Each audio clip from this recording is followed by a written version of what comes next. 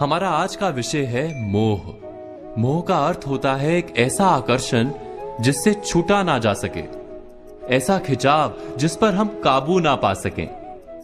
यही होता है ना मोह। विवश होकर हम खींचे चले जाते हैं। कुछ प्राप्त करने के लिए हम अपना सब कुछ दांव पर लगा देते हैं। वो मोह का पात्र कोई व्यक्ति हो सकता है, सत्ता हो सकती है, संपत्ति हो सकती है, कोई वस्तु हो सकती है, या शराब और जुए जैसा कोई व्यसन हो सकता है। जिस प्रकार लोहा चुंबक से छूट नहीं सकता, वैसे ही हम अपने मोह से छूट नहीं पाते। और हम मानते हैं कि मोह केवल हमारे प्रेम का गहरा रूप है। क्या ये सत्य नहीं? क्या हम मोह को प्रेम ही नहीं समझते? और फिर भी विचारकों ने, संतों ने मोह से छूटने का उपदेश दिया है। ऐसा क्यों है? मोह और प्रेम में भेद क्या है? हम विचार कर रहे थे मोह के विषय में। हमें तो सदा ही हमारे मन का मोह प्रेम लगता है, किंतु गहराई से विचार करेंगे तो हम तुरंत ही जान पाएंगे कि प्रेम और मोह के बीच एक बुनियादी भेद है। प्रेम होता है तब हम किसी के सुख की इच्छा करते हैं। जब मोह होता है तब हम किसी के सुख की कामना करते हैं। बस इतना सोचने पर प्रेम और मोह का भेद तुरंत ही समझ में आ जाता है। किसी व्यक्ति के प्रति जब हमारे मन में प्रेम होता है तब हम उसे सुख देने का प्रयास करते हैं। उसके प्रति मोह होता है तब हम उसके माध्यम से स्वयं सुख प्राप्त करने का प्रयत्न करते हैं।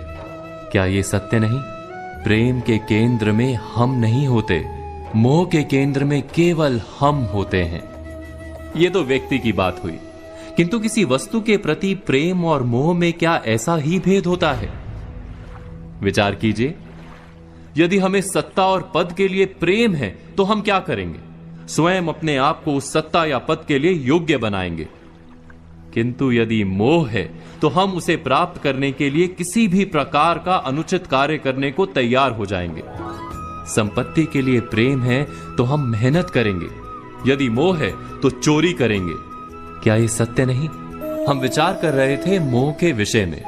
जिस वस्तु या व्यक्ति के लिए हमें मोह होता है, हमारे सारे सुख का आधार हम उसे ही मान लेते हैं। जब वो प्राप्त नहीं होता तो हमारे मन में विक्षिप्तता प्रवेश करती है, जुनून पैदा हो जाता है। रात दिन हम उस व्यक्ति या वस्तु को प्राप्त करने के बारे में सोचते हैं। उसे प्राप्त करने के लिए उचित अनुचित का विचार नहीं करते। यही कारण है कि मोह से भरा व्यक्ति स्वयं को और समाज को हानि पहुंचाता है। तो क्या इस मोह से बचना इतना कठिन है? नहीं, मोह से छूटने का सरल सा उपाय है। मोह को प्रेम में परिवर्तित कर दें। अर्थात बस इतना जान लें कि हमारा सुख और दुख किसी व्यक्ति या वस्तु के कारण नहीं हो सकता।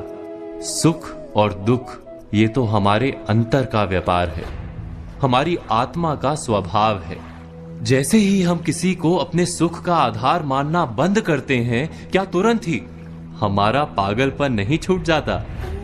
एक छोटी सी बात से ये विचार समझा जा सकता है। बचपन में खेल के लिए पागलपन था, बड़े होने पर खेल के प्रति प्रेम अवश्य है, किंतु अब पागलपन नहीं। अर्थात मोह बांधने का प्रयास करता है, इसीलिए सदा ही दुख का कारण होता है। प्रेम मुक्ति देता है, इसीलिए सदा ही सुख का आधार बनता है। इस पर विचार अवश्य कीजिएगा।